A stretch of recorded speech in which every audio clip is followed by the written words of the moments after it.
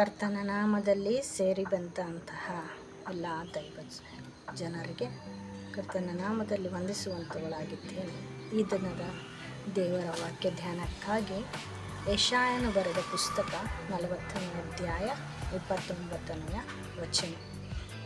ಸೋತವನಿಗೆ ತ್ರಾಣವನ್ನು ಅನುಗ್ರಹಿಸಿ ನಿರ್ಬಲನಿಗೆ ಬಹುಬಲವನ್ನು ದಯಪಾಲಿಸುತ್ತಾನೆ. ಸೋತವನಿಗೆ ಜೀವನದಲ್ಲಿ ಸೋಲು ಗೆಲುವು ಎರಡೂ ಕೂಡ ಬರುವಂಥದ್ದಾಗಿದೆ. ಸೋತಾಗ ನಾವು ದೇವರ ಹತ್ತಿರ ಬಂದು ದೇವರನ್ನು ಪ್ರಾರ್ಥಿಸುವಾಗ ಆತನು ನಮ್ಮನ್ನು ಬಲಪಡಿಸುವಂಥವನಾಗಿದ್ದಾರೆ.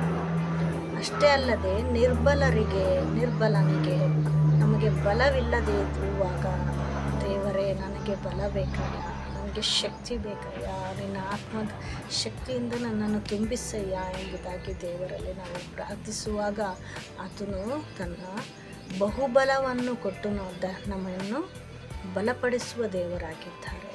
ಹೌದು ಪ್ರಿಯರೇ, ಯಾವ ವಿಷಯವಾಗಿ ನಾವು ಸೋತು ಹೋಗಿದ್ದೇವೆ ಒಂದು ಸಲ ನಮಗೆ ನಾವು ಪರೀಕ್ಷಿಸಿಕೊಳ್ಳೋಣ. ಯಾವ ವಿಷಯದಲ್ಲಿ ನಾನು ಸೋತು ಹೋಗಿದ್ದೇನೆ? ನನಗೆ ಒಂದು ಕತೆ ದಾವೀದನ ಒಂದು ಕತೆ ನನಗೆ ನೆನಪಾಗ್ತದೆ. ದಾವೀದನು ಒಬ್ಬ ಸ್ತ್ರೀಯನ್ನು ಮೋಹಿಸಿ ಕೀರ್ತನೆಗಳು 51ನೇ ಅಧ್ಯಾಯದಲ್ಲಿ ಅಲ್ವಾ, ಬೆತ್ಷೆಬಾ ಜೊತೆಯಲ್ಲಿ ಪಾಪ ಮಾಡುತ್ತಾನೆ, ಸೋತು ಹೋಗುತ್ತಾನೆ. ತನ್ನ ಜೀವನದಲ್ಲಿ ಒಬ್ಬ ಸ್ತ್ರೀಗಾಗಿ ತನ್ನ ದೇವರು ಕೊಟ್ಟ ರಕ್ಷಣಾ ಆನಂದವನ್ನು ಬಿಟ್ಟು ಬಿಡುವಂಥವನಾಗಿದ್ದ.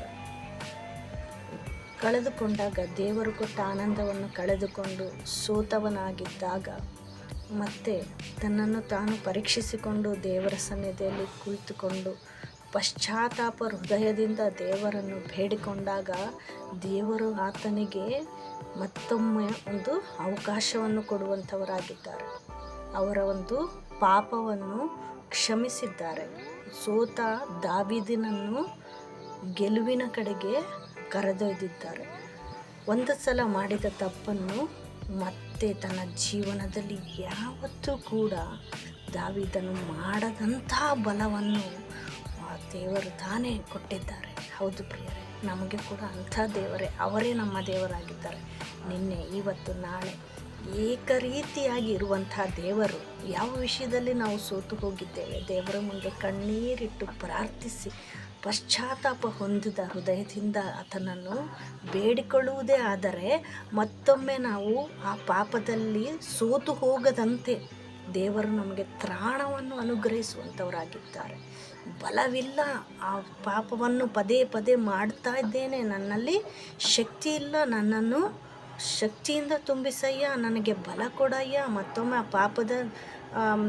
ಪಾಪದ ಕೆಲಸವನ್ನು ನಾನು ಮಾಡದಂತೆ ಪರಿಶುದ್ಧಪಡಿಸಯ್ಯ, ಪವಿತ್ರಪಡಿಸಯ್ಯ ಎಂಬುದಾಗಿ ನಾವು ದೇವರಲ್ಲಿ ಬೇಡಿಕೊಳ್ಳಬೇಕಾಗಿದೆ. ಹೌದು ಕರ್ತನೇ, ತಾಯಿಯು ತನ್ನ ಮಗನನ್ನು ಮರೆತಾಳು, ಆದರೆ ನಾನು ನಿಮ್ಮನ್ನು ಕೈ ಬಿಡೆನು, ಮರೆಯುವುದಿಲ್ಲ ಎಂಬುದಾಗಿ ಹೇಳಿದ ದೇವರು ನಮಗೆ ಬಲವನ್ನು ಕೊಡುತ್ತೇನೆ ಎಂಬುದಾಗಿ ಹೇಳಿದಂಥ ಅದೇ ದೇವರೇ ಆಗಿದ್ದಾರೆ.